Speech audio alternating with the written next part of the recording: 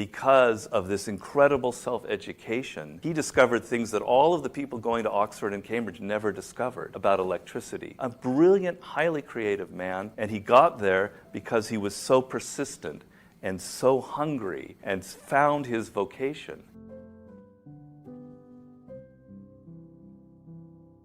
There was a scientist called Michael Faraday. I don't know how many of you have heard of Michael Faraday. Okay, a lot of you have heard of him. He's one of the greatest scientists. He's not actually as well known as an Einstein or a Darwin, but he's been incredibly influential. If it weren't for him, we wouldn't have electrical motors.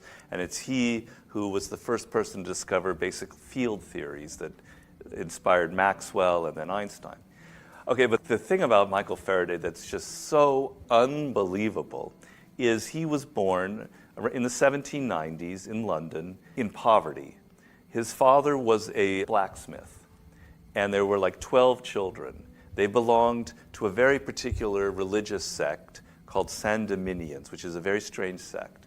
And they also believed in having more children than as many children as possible. And at a very early age, his father became lame and couldn't work, so the family had no food. Anyway, Michael Faraday couldn't go to school because he was too poor. He had to run errands for his mother. But he had an incredibly active mind. And so one day, he wandered, when he's about 8 or 9 years old, he wanders into a bookstore in London near his home. It's a bookstore and a bookbinder, because back in those days, the two things were combined. And he's just sort of, he's looking at the books like it's magic, because the only book he has ever known is the Bible. And according to his religion, the Bible is not just a book, it's the Word of God itself. So it's not just pages, it's like literally magic. So he's seeing these other books like, oh my God, they're like the Bible. And he's blown away, and he's so excited that he starts talking to the owner of the bookshop. And the owner is charmed by this boy who's so interested in books. And so Michael Faraday keeps returning to him every day almost. And finally, the man who owns the bookstore says, all right, I'm going to offer you an apprenticeship as a bookbinder. Or he hires him as an errand boy, and then he offers him an apprenticeship. And his family is ecstatic because he's now going to have a trade. At the age of 12, he'll serve 7 years bookbinding. And for Faraday now, he can work in this bookshop and he can read every single book that could come in there. And there were no libraries really back in those days, and there weren't really bookstores for people who were poor. He now had the chance to read. So he starts reading and reading and reading. Every night, that's all he does. He takes the books home and reads. And he decides, I love science. I love science. I love electricity. Electricity is like God. Things are moved, but you can't see who's moving it. And he's obsessed with electricity. So he gets all the books on electricity that he can, and he starts doing experiments in the back of the bookbinding place. And the guy who owns it is very open to that.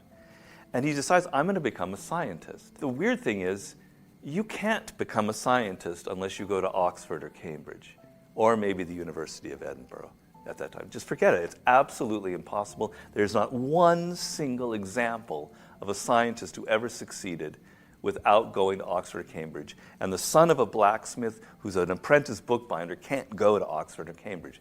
So how will it ever happen? And I pose myself that riddle, because in the biographies, they don't really go into it. How did he do it? Well, one day, one of the books that he reads is like a how-to book written in the 18th century about how to improve the mind.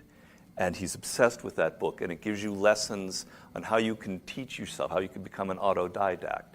And it tells you that you should take notes on everything, and you should learn how to draw so that you can draw things, and you should go to lectures, as many lectures as possible. He follows it to the letter, and he ends up going to all of these lectures and creating his own science book, because he can draw really well. After several years, he has a volume this thick of all of his notes, well organized into books with all of these drawings.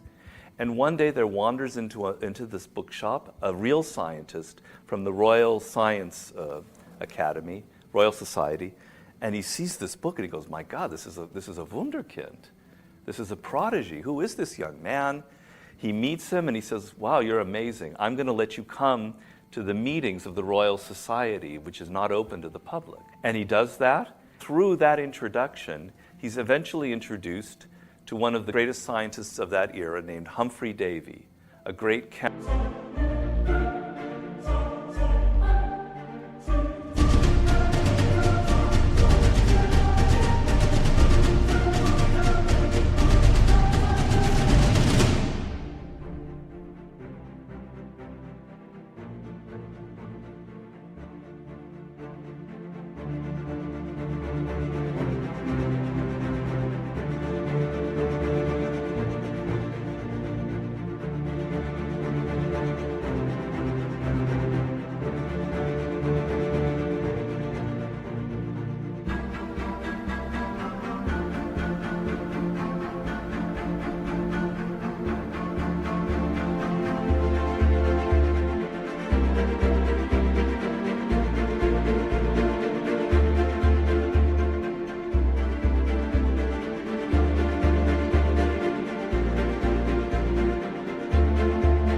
was an electrician.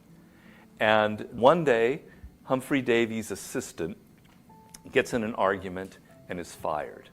And so Humphrey Davy remembers this young man who's so eager, who taught himself everything, and he says, I'm going to do something really strange. I'm going to hire him as my new laboratory assistant.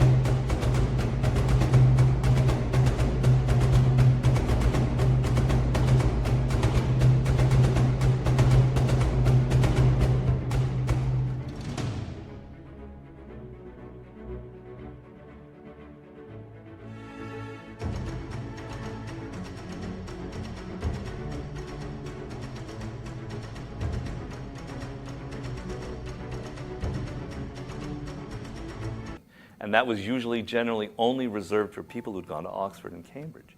So now he has an apprenticeship with the greatest scientist of the time. He's watching him night and day. He learns how to make chemical experiments of the highest order, and he becomes the greatest experimental scientist, Michael Faraday, of the 19th century.